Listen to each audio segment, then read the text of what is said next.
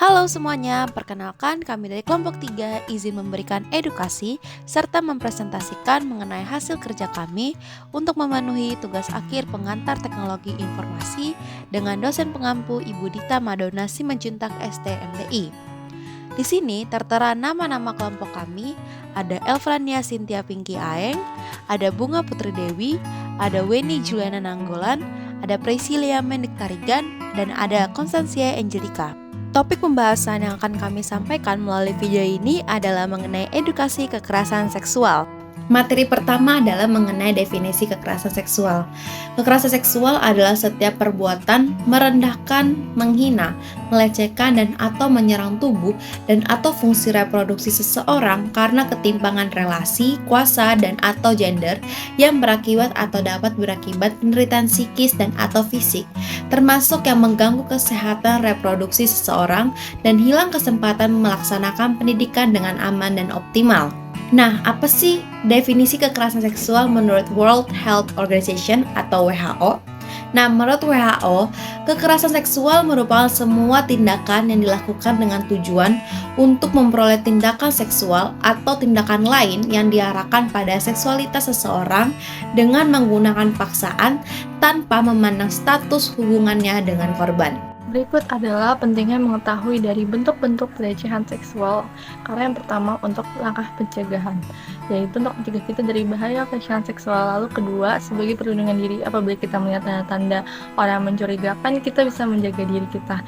Lalu yang ketiga, seperti dukungan korban. Kita memberikan dukungan korban karena kita mengetahui bentuk-bentuk dari pelecehan seksual tersebut. Lalu yang ketiga adalah hukum dan kebijakan. Kita mengetahui regulasi apa saja yang dapat kita lakukan apabila ada seseorang yang terkena pelecehan seksual di ruang publik. Dan yang kelima adalah edukasi seksual. Dengan kita memberikan dan mengetahui bentuk dari pelecehan seksual, kita dapat teredukasi secara baik mengenai apa saja bentuk dari pelecehan seksual. Apa saja sih bentuk-bentuk dari pelecehan seksual? Nah, di sini dibagi ke dalam 7 bentuk. Yang pertama adalah pelecehan verbal. Seperti namanya, verbal berarti berhubungan dengan perkataan, komentar negatif, dan hal lainnya berhubungan dengan kata-kata. Lalu yang kedua, pelecehan fisik. Ini mengadakan sentuhan. Lalu yang ketiga adalah pelecehan non-verbal, seperti ekspresi wajah, siul-siul, dan lain-lainnya kayak catcalling gitu. Lalu yang keempat adalah pelecehan online atau yang disebut lagi tren itu KBGO. Jadi kekerasan berbasis gender online. Ini adalah tentang media sosial yang sedang marak saat ini. Lalu yang kelima adalah pelecehan di ruang kerja. Jadi bagi perempuan yang mengalami pelecehan di kantor dan tempat-tempat pekerjaan lainnya. Lalu yang keenam adalah pelecehan seksual di tempat umum. Ini juga sering terjadi seperti yang tadi. Itu salah satunya catcalling. Lalu yang ketujuh adalah pelecehan seksual di rumah tangga. Ini juga bisa dilakukan loh kalau misalkan suami dan istri itu tidak konsen dengan hubungan seksual yang dilakukan. Di sini saya akan menjelaskan terkait dengan red atau grafik data korban kekerasan seksual yang terjadi pada perempuan dan juga anak. Nah, data ini kami akses dari laman website yang tertera pada Kementerian Perlindungan Perempuan dan juga Anak. Yang pertama, terkait dengan korban perempuan. Di sini lebih dari 1.000 korban dengan rating 40%, masalah yang banyak terjadi pada perempuan.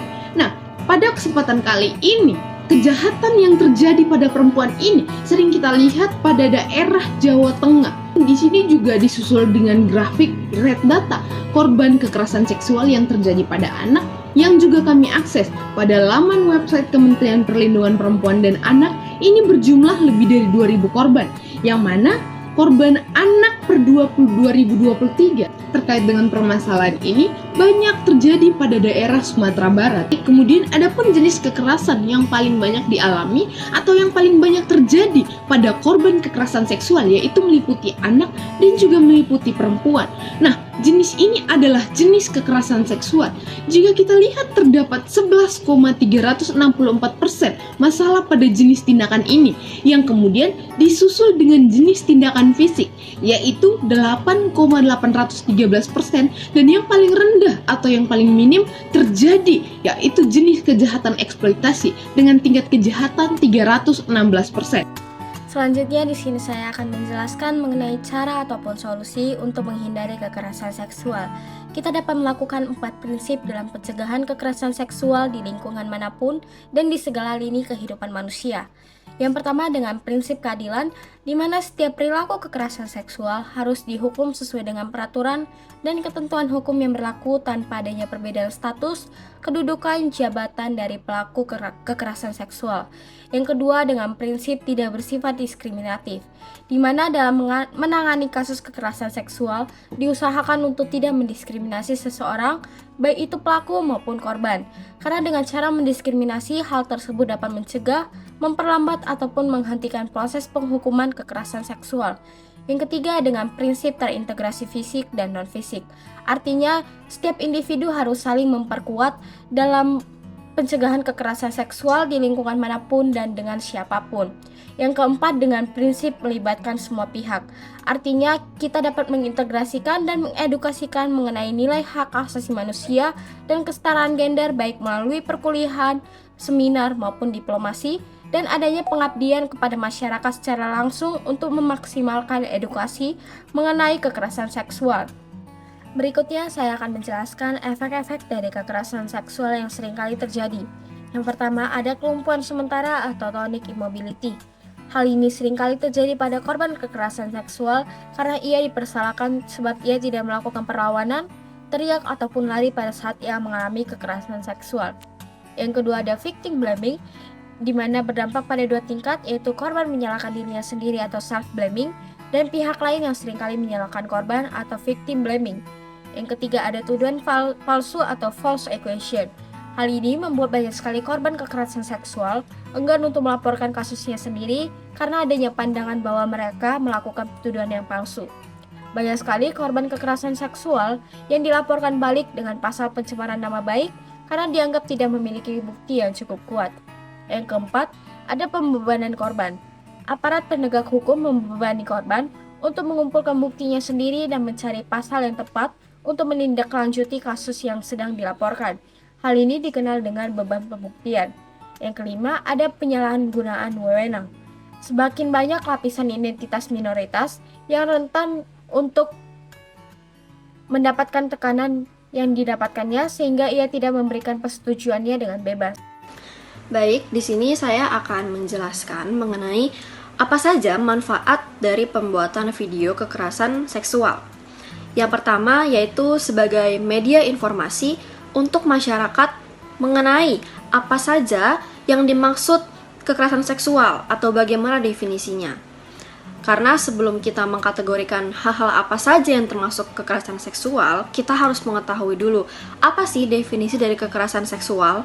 Kemudian yang kedua, agar masyarakat awam dapat mengkategorikan hal-hal apa saja sih yang termasuk ke dalam kekerasan seksual. Jangan sampai kita salah kaprah dan kita tidak bisa mengkategorikan mana yang termasuk kekerasan seksual dan mana yang tidak. Kemudian yang ketiga, sebagai bentuk preventif yang bisa dilakukan dari korban untuk melindungi dirinya. Jika kita sudah mengetahui hal apa saja yang termasuk ke dalam kekerasan seksual, kita bisa melindungi diri kita sendiri agar tidak ada orang lain yang berhak atau melakukan hal itu kepada kita sendiri. Kemudian yang keempat, mengurangi tingkat kekerasan seksual dari sisi korban. Karena kita sudah mengetahui bahwa hal itu adalah kekerasan seksual, kita tidak akan membiarkan diri kita diperlakukan seperti itu oleh orang lain. Kemudian yang kelima, mengembangkan pola pikir masyarakat untuk melakukan self-defense atau perlawanan ketika terjadi hal-hal yang termasuk ke dalam kategori kekerasan seksual terhadap dirinya. Seringkali kita temui bahwa banyak sekali masyarakat yang tidak bisa melakukan self-defense ketika terjadi kekerasan seksual terhadap dirinya. Di sini kami membuat video tentang kekerasan seksual agar masyarakat bisa melakukan perlawanan terhadap orang yang melakukan kekerasan seksual terhadap diri mereka masing-masing. Jadi kita tidak boleh diam saja dan kita harus bisa melawan. Baik, di sini saya akan memberikan kesimpulan terkait dengan materi-materi yang telah dijelaskan pada sebelum-sebelumnya, bahwa kekerasan seksual itu merupakan kekerasan yang sering terjadi pada perempuan dan juga kepada anak. Pentingnya pemberian edukasi dan juga pentingnya memberikan penegakan hukum yang kuat agar kasus kekerasan seksual yang terjadi pada anak dan juga pada wanita tidak terjadi lagi ke depannya. Terutama pada saat ini kita sedang memasuki tahun yang baru, yaitu tahun 2024. Perlunya penegakan hukum serta edukasi yang baik dalam hal ini kepada orang-orang yang melakukan tindakan kekerasan seksual agar ke depannya tidak terjadi lagi kasus-kasus seperti ini. Itulah hasil pemaparan kami mengenai tindakan kekerasan seksual yang terjadi baik pada anak maupun pada perempuan. Kami berharap agar kedepannya tindakan seperti ini tidak terjadi lagi. Itulah yang bisa kami jelaskan terkait dengan kekerasan seksual yang terjadi pada masa mendatang dan pada saat ini. Sekian dan terima kasih dari kelompok kami.